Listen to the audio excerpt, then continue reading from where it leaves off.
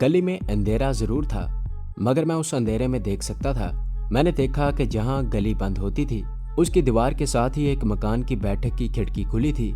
उसमें एक औरत का चेहरा नजर आया जो मुझे हाथ के इशारे से अपनी तरफ बुलाते हुए कह रही थी, मेरे स्वामी, मेरे नाथ, तुम आ गए, आ जाओ, मेरे पास आ जाओ, मैं तुम्हारी दासी हूँ।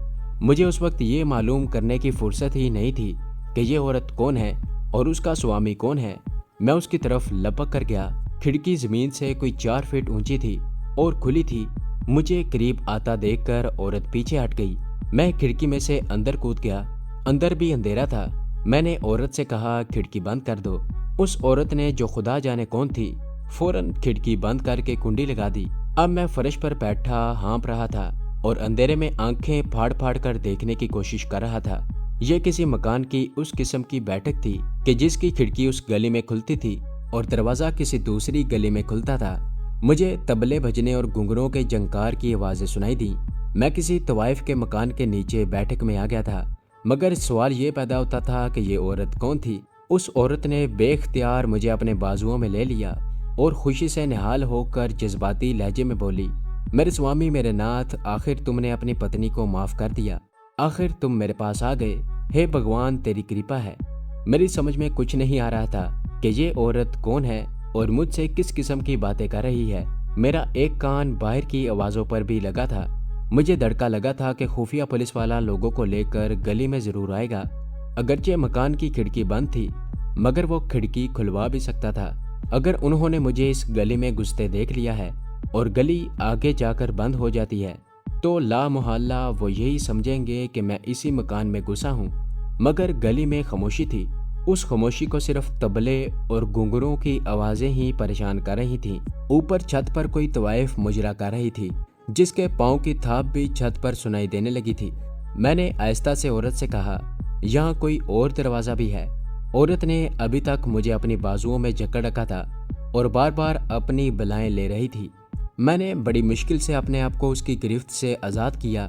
इतने में उस औरत ने खुदा जाने कहां से मोमबत्ती और माचिस निकाली और मोमबत्ती रोशन कर दी। मोमबत्ती की रोशनी में जो चीज मुझे सबसे पहले नजर आई वो उस औरत के एक पाँव में पड़ी हुई लोहे की जंजीर थी। मैं ठिठक सा गया। फिर औरत को देखा। ये 25-35 साल की जवान हिंदू औरत थी।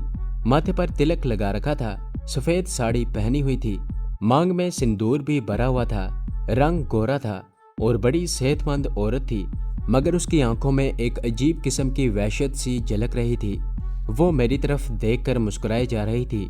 जलती हुई मोमबत्ती उसने दोनों हाथों में थाम रखी थी। उसने मोमबत्ती मेरे चेहरे के आगे लाकर इस तरह दाएं बाएं 3-4 मर्तबा घुमाई जिस तरह आरती उतारी जाती है, और आहिस्ता आहिस्ता डांस करते हुए गाने लगी।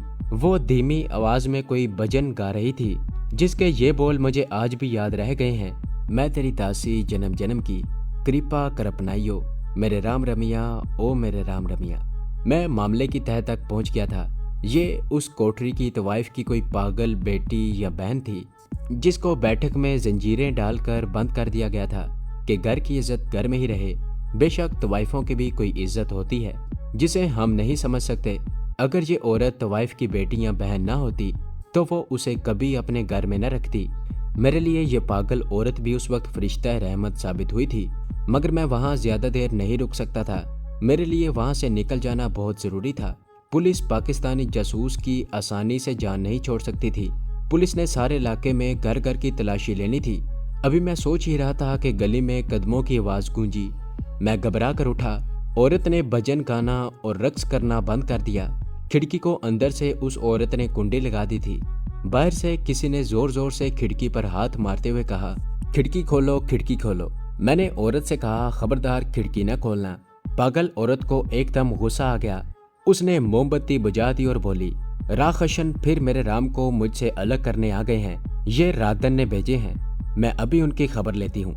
वो लपक कर खिड़की की तरफ गई। खिड़की की कुंडी उतार कर खिड़की खोली, बाहर मुंह निकाला और बाहर जो लोग भी खड़े थे उनको ऐसी ऐसी फोश गालियां देने लगी कि मैं हक्का बक्का होकर रह गया कि ये औरत जो अभी मुझे तुलसीदास का भजन गाकर सुना रही थी, इतनी फोश गालियां कैसे देने लगी है। बाहर ही से किसी ने पुकार कर कहा, ओ यार, ये तो रूपा कंजली की पागल बेटी है।